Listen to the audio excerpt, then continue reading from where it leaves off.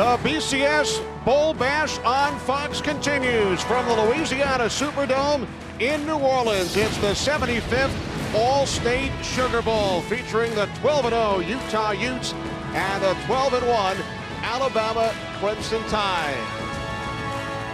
Good evening, everybody. Welcome to New Orleans. Kenny Albert along with Daryl Johnston, Chris Myers, and Carissa Thompson. A terrific matchup for you tonight between two programs that exceeded expectations this season. Utah, the only